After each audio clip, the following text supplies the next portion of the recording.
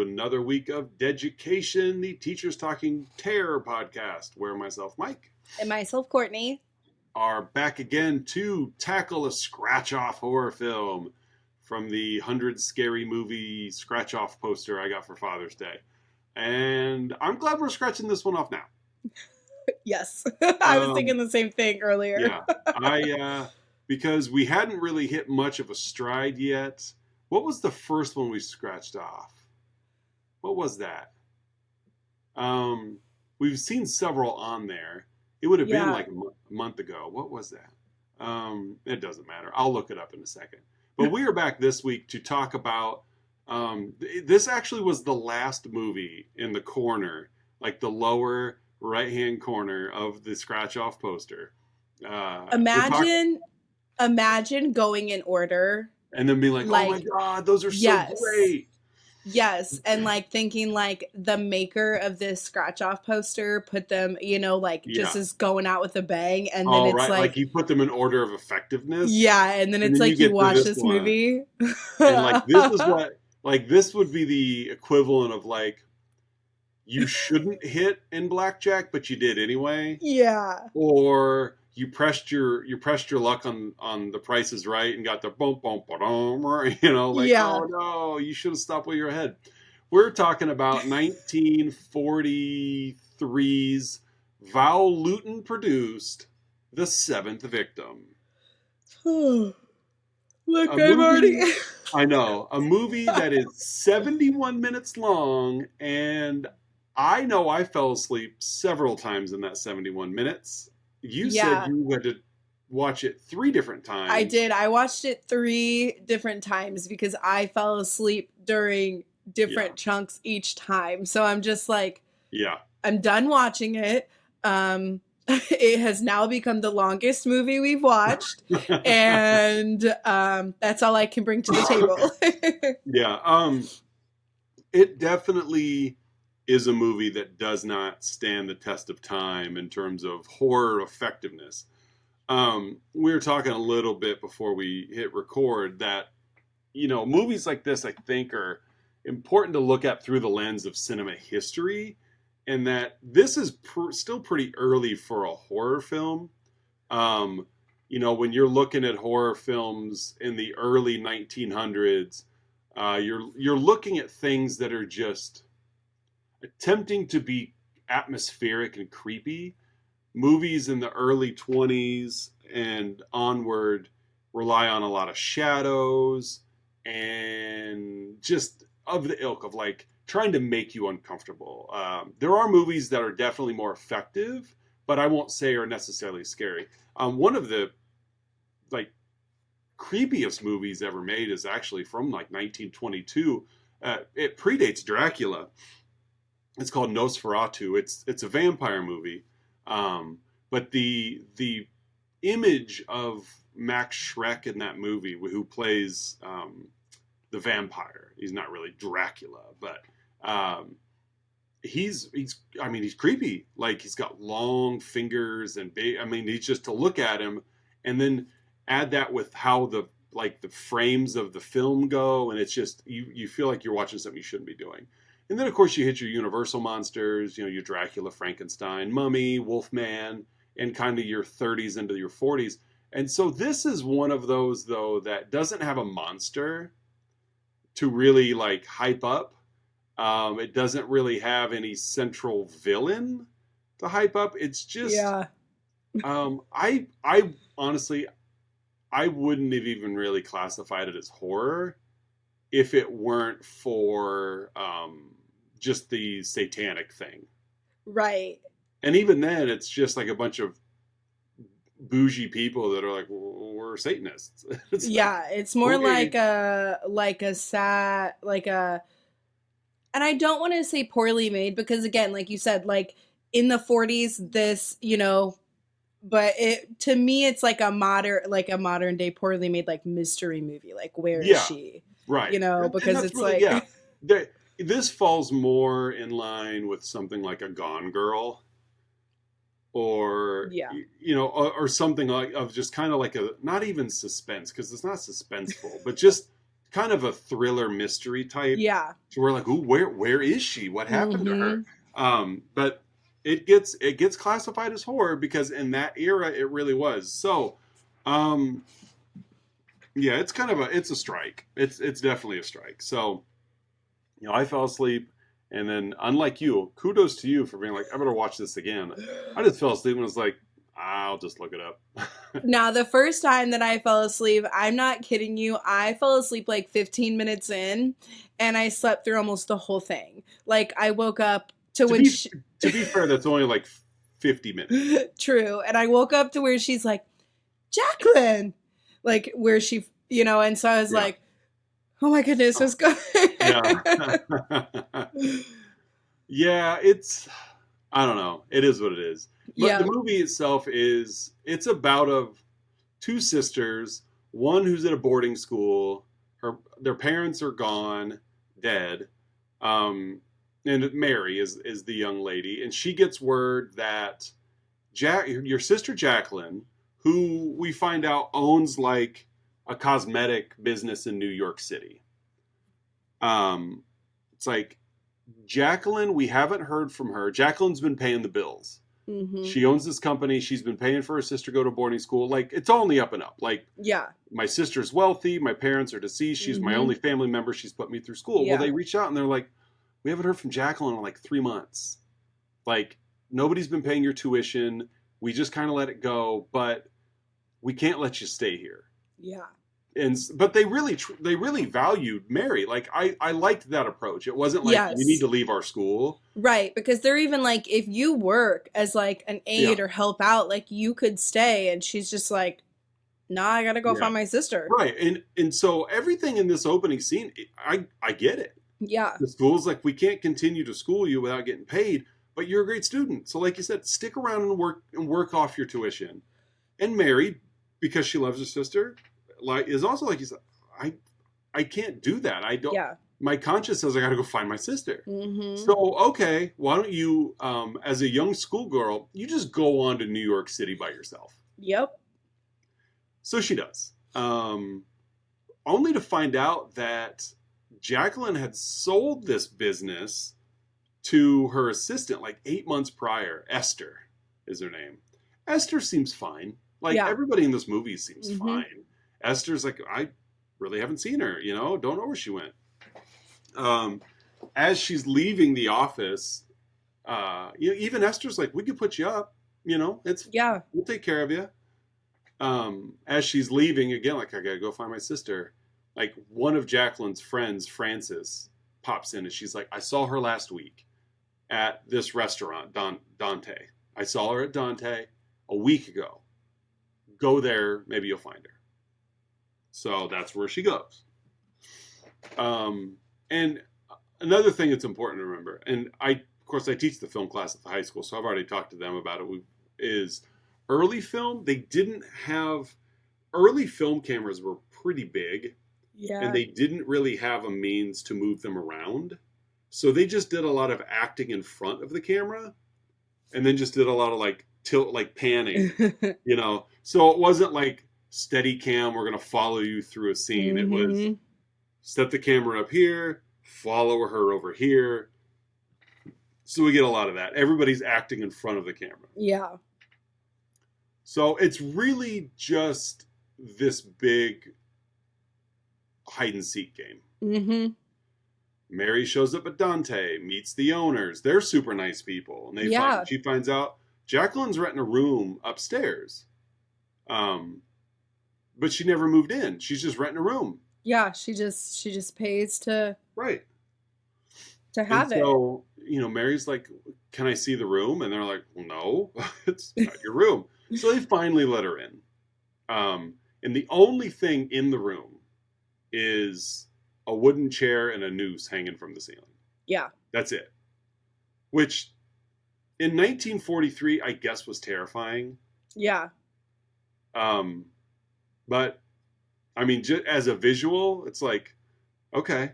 I mean, I don't know. Yeah. I mean, just to see it, it's like, and? Right. Like, there wasn't like any like build up dramatic music. Right. Like, there wasn't like this big sharp sting in the soundtrack. It was just, we open the door and like squarely across from the front door. Yes. Like you don't even have to like go around the corner. You open the door to where it's like, and if Jacqueline ever did go into this room, anybody that was coming up the stairs behind her would see this. Yeah, yeah. But whatever. But it's supposed to be, I guess, take our breath away. Like, Jacqueline, you know, like what's Jacqueline planning? So now Mary, and I guess as a plot device, it works because now Mary's like, I gotta act fast. Yeah, yeah. Because now she's like very concerned. Yeah, my sister apparently is contemplating suicide. I need to go find her. So she goes back downstairs to eat. Like she's in a hurry. This is where she meets Jason, who's just a random dude. He's just some poet guy. And like he's thirsty and Mary's single. So he's like, yeah, I'll help you do whatever you want. Yeah. No problem. But you need help finding your sister? Fine, let's do it. Let's do that. So that's the only reason really Jason is around is because and because it's 1940, there's nothing seductive. There's no flirting. It's just boy meets girl, so boy must like girl. Mm-hmm. And so really that's just what this whole movie is. Mary talking to people who lead her to other people who lead her to other people. We find out eventually Mary runs into Greg, who's a psychiatrist or who's an attorney. Yeah. Turns out that he's married to Jacqueline. Yeah. And he doesn't know where she is. She also meets Dr. Judd, who's a psychiatrist. It was kind of hard to keep track of who everybody was in this movie. I know. Like this is like the lowest energy cat and mouse chase ever. Yeah. Like it's New York City. She could be anywhere. But naturally, everybody that Mary needs to talk to is within a city block. Mm-hmm. It's literally like, go to door number 1, and then they'll tell you to go to door number 2. So Mary finds out that Jacqueline is a patient of Judd's, and he's been treating her for depression. And she's depressed. She's depressed because she got herself wrapped up with a satanic cult. Yeah, the Paladins, and she wants to leave. Yeah, she got talked into joining this cult by her employees. Yeah, she owned the cosmetic business. So her employees talked her into it, including Esther. Is like, hey, we're all going to go get drinks after work and probably pray to the devil. You want to come along? And she's like, well, I don't really have anybody else. So why not? Why not? Yeah. So we meet another guy. Yes. Because Mary's so far. Now, don't get me wrong. The actress who played Mary, who we got here, Kim Hunter, it's pretty, whatever. Whatever. But she must be the only single woman in New York. Uh-huh. Because she goes downstairs and Jason is like, hey, single lady, I'm all over it. Then she meets up with Greg, and Greg will do pretty much whatever Mary wants him to do. Mm-hmm. He is married to Jacqueline, so he's got different priorities. Yes. Then she meets Dr. Judd, and Dr. Judd's like, Mary, I'm on Team Mary, whatever you need. Yeah, like let me just spill what we talk about in our therapy sessions. Right, because confidentiality did not matter in the 40s. Nope. Your sister, and he's like, I know where your sister's at. So then she's got to go find a private detective. So she goes and finds like the oldest private detective in New York. We got to go find Jacqueline. So they break into the Las Sagasi or whatever, the cosmetic place. Mm-hmm. They break in, and Mary is like, I think she's down in that room over there. Okay. So sounds good. So Irving goes in there, and he gets stabbed, which in 1943, I guess, was terrifying. Yeah, because you don't even see anything. No, well, we can't because there's sensors and codes, and you can't do things like that. The first toilet being flushed on film was in like 1963 Psycho. Oh my gosh. Like you weren't even allowed to show a toilet. If you had, like prior to this, around this time, if you had a married couple, they had to have separate beds. Like you couldn't show that on film. Goodness. So Yeah, we've come a long way. Yeah, we have. So Irving gets killed, and Mary naturally fears for her life and runs, and hops onto the subway because she's alone in New York late at night. Yep. And in the 40s, that was okay. And she sees these two guys come onto the train, and they're carrying Irving's corpse. Like they've got almost like he's all drunk. Yeah. They're like carrying him around like he's just passed out. Yeah. She tries to tell the police, but these guys lose her before. So there's more mice for Mary to chase here. So Judd, who has had the secret all along that he's been housing Mary, he could have told Mary or Jacqueline. See, I could care less. Judd shows up to tell Mary, Jacqueline's been staying at my place. Yes. Could have told her that on night one and maybe kept Irving from getting killed. Yeah. But didn't. So he's like, why don't you come home with me? Jacqueline is hiding at my house. So we don't even know what Jacqueline looks like up to this point. No, I feel like they had referenced that she was like so beautiful. Right. And that was it. Like that's all we know. Yeah. So there's a knock on Mary's door. She opens it, and Jacqueline's standing there, like on the other side. Like you could see her. And again, I don't know if this is supposed to be a big like, oh no, like, but whatever. Mary's looking at Jacqueline, and she's like, Jacqueline, and Mary's like, shh, and then runs off. I don't know. She goes again. I don't know. Like she's still in the house. Go after her. Yeah. So Mary, who apparently has run out. Well, no, this doesn't make sense either. Apparently, Mary's run out of money, although she had none to begin with. Yeah. So she decides, I'm going to stick around in New York. So she gets a job as a kid, working at a kindergarten.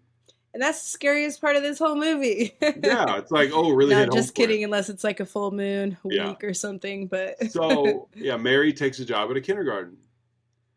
And what might be kind of the creepiest scene in the movie is when Mary's back at her apartment taking a shower and Esther breaks in. Yeah. And is kind of talking to her through the shower curtain. Like throwing Jacqueline under the bus saying, hey, your sister's the one that murdered Irving. And you need to go back to boarding school. Like, you need to get out of here. Mm-hmm. Your sister's trouble. So Mary tells all the guys in her life, Greg and Jason and Judd, and so they're like, well, we got to find Jacqueline because we have to get her to go to the police. Yeah. Because some rando told you that Jacqueline killed Irving, and so they have to be telling the truth. She has to turn herself in. She's got to do it. Esther said so. So they team up with Judd, and they're going to go all find Jacqueline again. So they do. They all finally sit down, and we finally have this big heart-to-heart where Jacqueline's talking about how she joined the Satan worshiper cult, and how she didn't mean to kill Irving because he was an assassin. She thought. Because this movie's called The Seventh Victim, and Jacqueline is supposed to be a victim of the cult because they have a rule that if anybody betrays the cult, they must die. Mm-hmm. And because Jacqueline's been going to see a psychiatrist, they felt that Jacqueline betrayed them, so Jacqueline needs to die. And Jacqueline knows this, which is why she's constantly on the hideout. She's afraid that she's going to be murdered. So she thought that Irving was sent to get her, so she killed him. Yes, because the cult doesn't believe in like doing their own dirty work. No. Like, they hire everything out. Like I said, they're just too bougie. Like they're not like your 80s or even like 70s satanic cult followers that are like into like witchcraft and Wiccan and no, these are just like bored upscale New Yorkers that are like, well, peasants believe in Christ. We're going to go the other way. So then we cut to a completely boring cult meeting, which honestly reminded me a lot of like in the Omega Man, where they switch gears and we start seeing like the courtroom stuff with all the, it's like, you guys were scarier when you were like chanting coming down the road. But now that I'm part of your meetings, like this is boring because you're just people. Yes. You're just people with screwed up beliefs, but you're not like like carving swastikas into your foreheads or eating like live babies or anything. You're just like drinking champagne and having your meetings. So they decide on Jacqueline's fate. The cult does. They feel that she should be the 7th person killed. And because I don't know, just because she should die again because she violated their code. Yes. But like you said, we can't do it ourselves, only as a last resort. So they try, like, they don't want to get their hands dirty. So their method of killing off their betrayers is to convince them to commit suicide. Correct. Frances actually does care for Jacqueline. Like, they're legit friends. So she's trying to be like, guys, just let's cut our losses. Like, it's fine. And they're like, oh, no. Nope. Nope. We follow the bylaws in this clan. Yes. Like, all right. So they kidnap Jacqueline and don't murder her. Instead, they just interrogate her and try to get her to just kill herself. Mm-hmm. Like, they give her some poison and she's like, she refuses. They're trying to, you're right. I forgot about that. Trying to poison her. She refuses to drink it. Like, this is the lamest, absolute, like, lamest attempts. They're just like, come on, do it. Yeah. Oh, it's just lame. So they let her leave because they're like, oh, we'll just stick an assassin on her. Mm-hmm. And this isn't even stressful. Like, she's running away. She knows there's someone following her. We see the guy following her. He's got a switchblade. And she just gets away. Yeah. Like, it's not hard. She just gets away from him. Meanwhile, like, Jason and Judd confront... Jason's the poet that's got the hots for Mary, and Judd is the psychiatrist. They confront the Satanists and basically just wag their finger at them. Yeah, and they're like saying lines from the Lord's Prayer. Right, like they're just trying to, it's lame. It's just dumb. So, and then we get this really stupid ending. It's just stupid.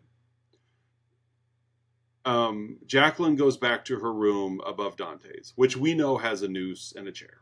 Mm-hmm. Before she goes in, she runs into her neighbor, Mimi, who confesses that she's terminally ill and she's afraid to die. So she's going to go out and have one last night on the town. Like, she knows the end is near for me. Yep. I'm going to go out and I'm going to have the best time I can. And then Jacqueline retreats to her room. Mimi goes back to her room to finish getting ready. And the movie ends with, as Mimi is leaving her room to go out for the evening, as she passes Jacqueline's room, we hear a thud. Mm-hmm.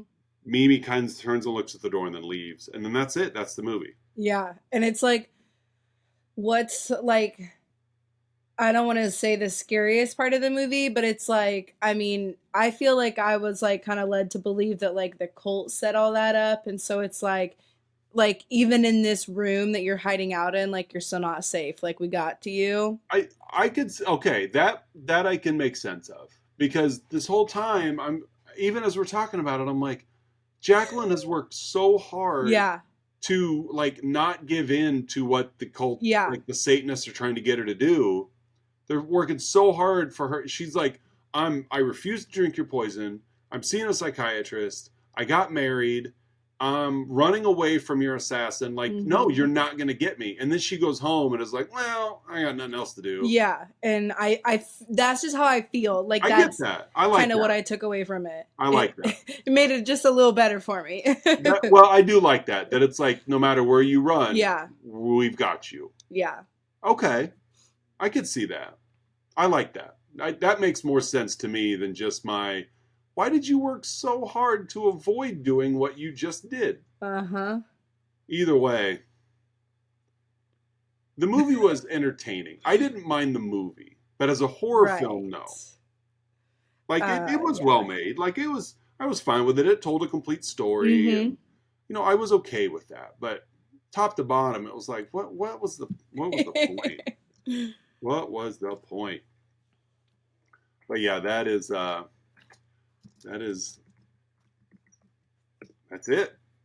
That's the seventh victim. That's the seventh victim. I'm still at a loss for what we watched. I know. High Tension. It was High Tension. Oh. That was the first scratch off movie. Yeah. I just went back and looked on YouTube. It's only got 9 views. Come on, people. Go back and watch episode 49, High Tension. It's a good one.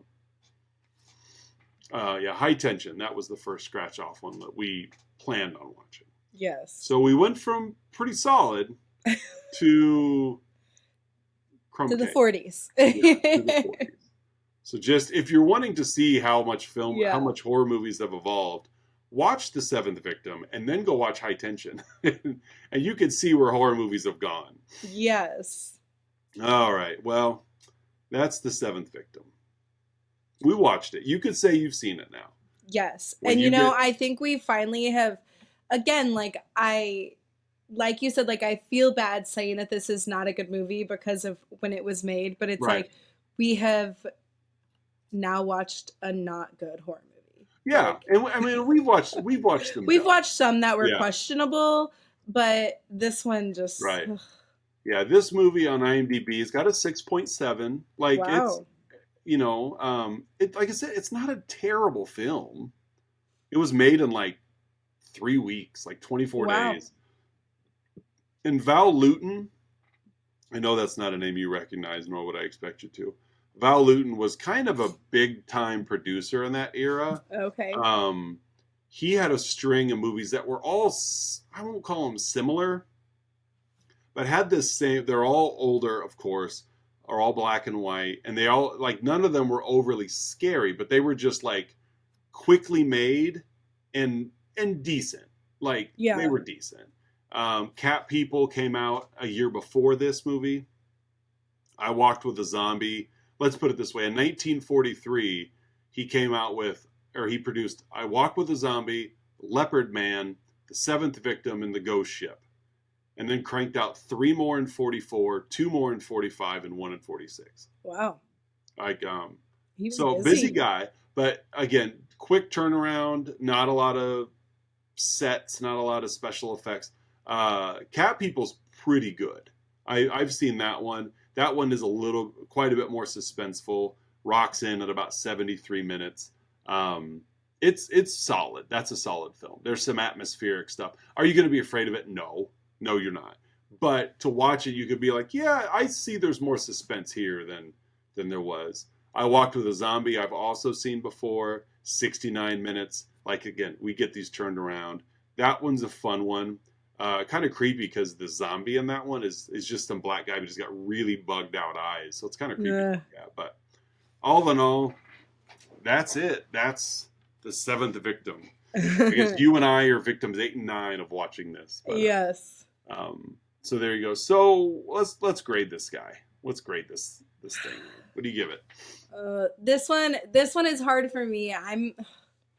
Because again, like I've said it like 3 times, like, comparing it to where it came from versus today. I'm going to go with a D- just because like it did have a storyline. Like he tried, he did the best with what he could do. Right. Yeah. Yeah. And I'm going to go a D. Like it's a fine film, but if we were trying to introduce someone to horror, and this is what we showed them, Like it's not going to work. No. No. And so grading it based on the assignment of being a scary movie, you get a D. Like, and that's only because of the era, like you mentioned too. It has the feel, especially on this show, it has the feel of being like where you see sometimes in professional sports as a gimmick, like a baseball team will sign like a 55-year-old guy. Yeah. And he'll come out. Yeah. And he'll try his best. Mm-hmm. And everybody's rooting for him. And he strikes out because he doesn't stand a chance. But you still applaud the effort. And it's like, good for you. You made a movie. This one, again, not a bad watch. If you like something just kind of easy going, really fast, this one's fine. But don't watch it because we say it's a horror film. Because it's not going to scare you. Not even close. What lessons you got?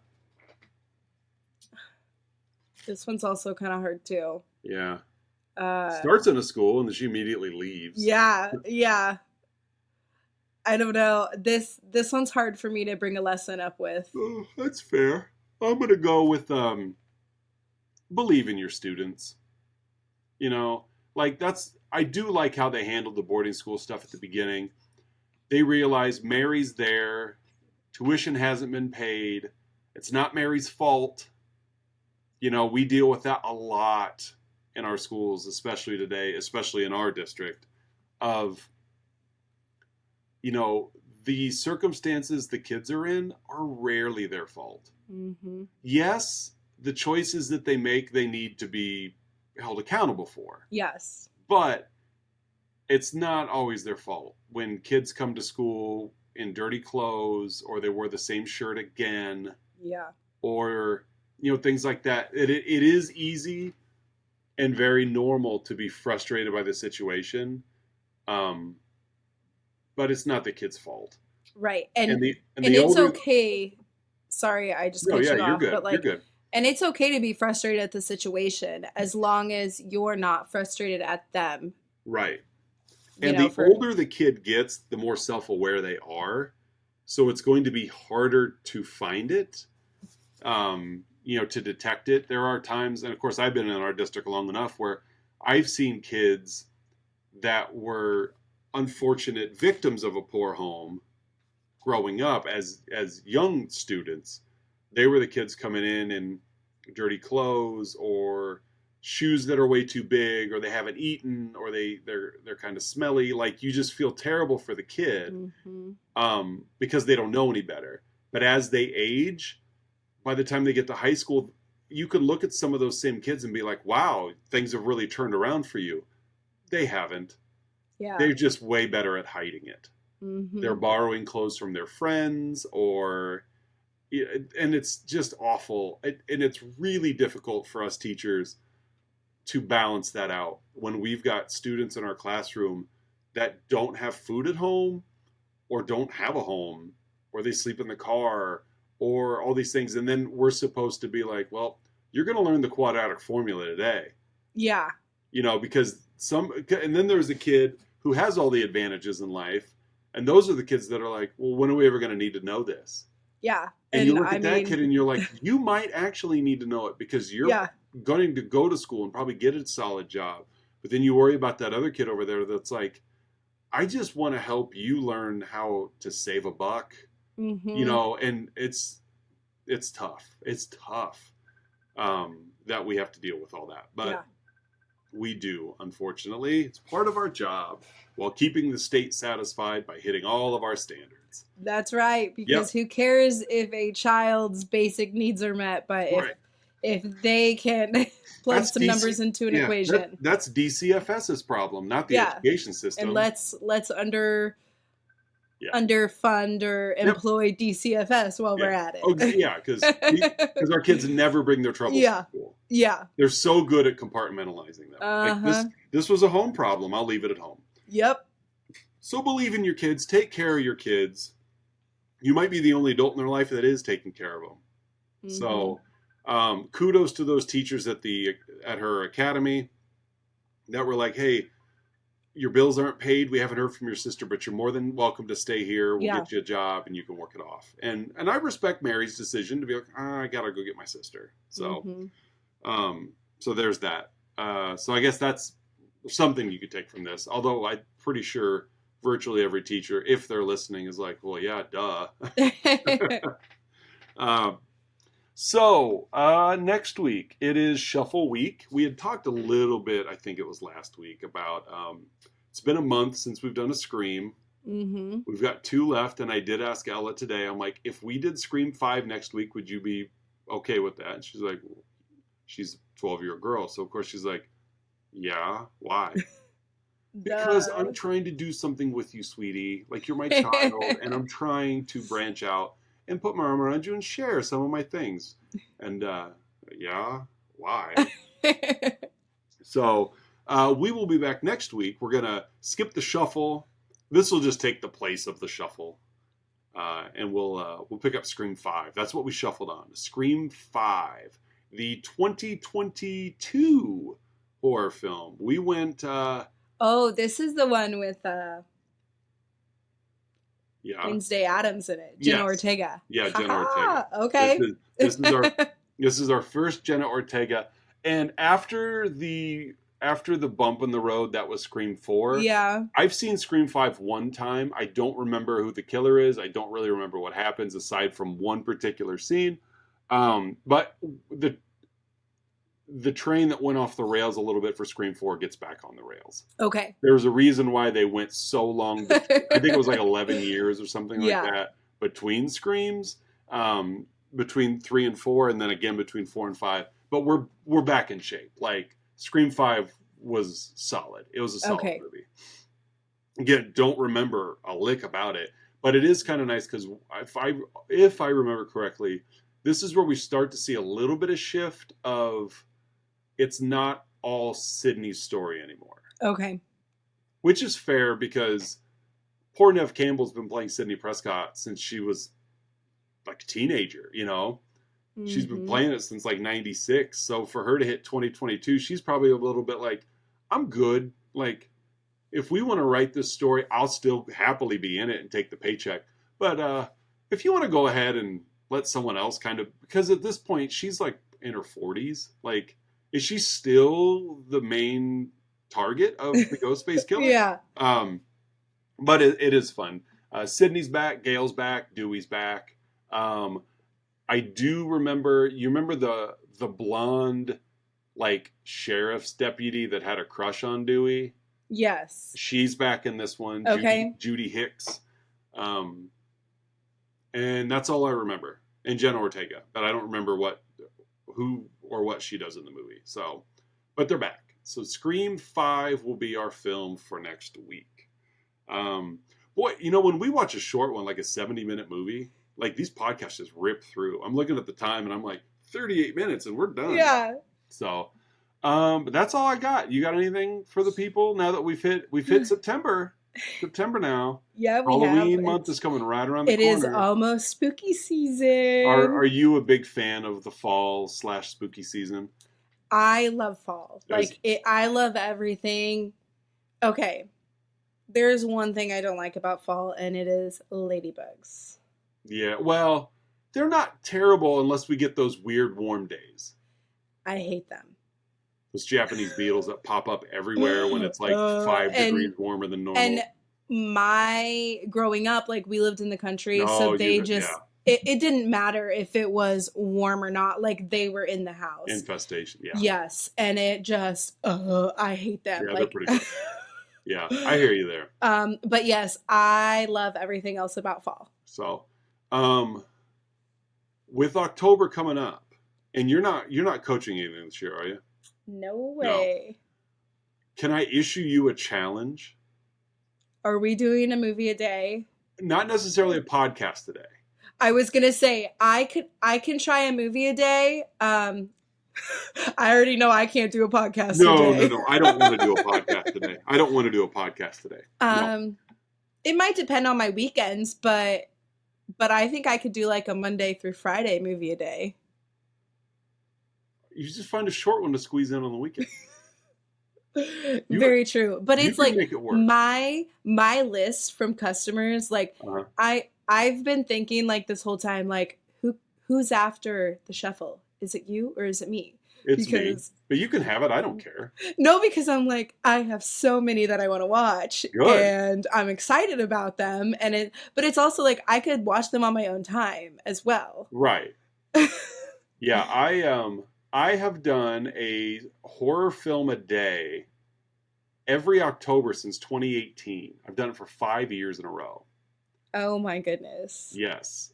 2018, I watched 40 horror films in 31 days. Wow. And that's a low. 2019, I hit 49. In 2020, I hit 50. 2021, I watched 52 horror films in 31 days. Wow. Yeah. And 2022, last year, I hit 42. I watched 42 horror films. That's not bad. In 31 days. So over the last 5 years, just doing some quick math here, 94, 144, 193, 233 horror films over the last 5 Octobers. That's pretty impressive. I'm not. Now, I will say a lot of those were easy back when I was a photographer. Because I would stay up late and get up early, and I would have one playing on the iPad while I was going. There were some mornings I would get up early enough. I remember I'd come in and Katie's like, "Have you watched?" I'm like, "I've watched 2 horror films already before school." Yeah, I don't wake up that early. Yeah.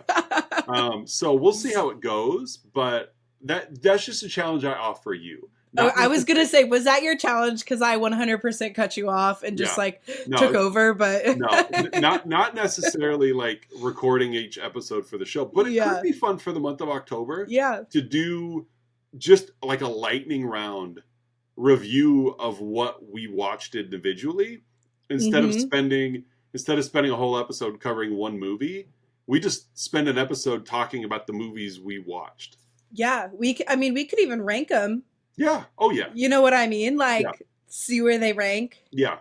Something like that. Yeah, we could even like I think we should. I think that'll be fun. For the month of October, we'll just do like our weekly rankings. You watch as many as you can, I'll watch as many as I can, or we could watch the same ones for all I care. And then, then we would give our own lists of how you would rank your whatever and I would rank mine whatever.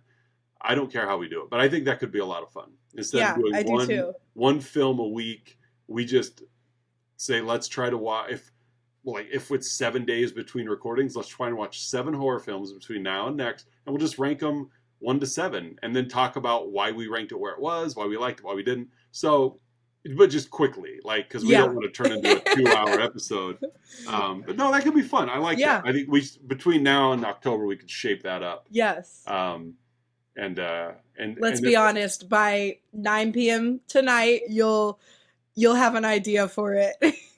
It probably won't vary much from what we just talked about, but I want it to be ours. And so we can put it together however, that's something we can brainstorm together is how do we want to compile the list? Do we want it to be, each week we cover 2 of yours, 2 of mine, 2 shuffles and a scratch off, or you know what I mean? Something to where we're still some sort of planning into it. Yeah. I don't care, but we could definitely find our way around. I think that sounds like fun. I do too. Just do a weekly review of whatever and then, because like I said, we could be covering 31 movies that month. Yeah. But in rapid form. Yes. So that'd be fun. So, I think so too. I don't know how I'm going to title them, but it'll still be fun. I guess that's it for another episode of Deducation. You guys can skip the 7th victim. It's totally fine. If you're playing along at home and feeling like you need to keep up, find an hour and 10 minutes to do something else. You'll be fine. But as for us, we're going to go back and head back to another week of work. We're going to catch Scream 5 with special guest Ella, and we'll be back in a week or so. So yes. For Deducation, I'm Mike. And I'm Courtney. And we'll see you guys with Scream 5. Bye.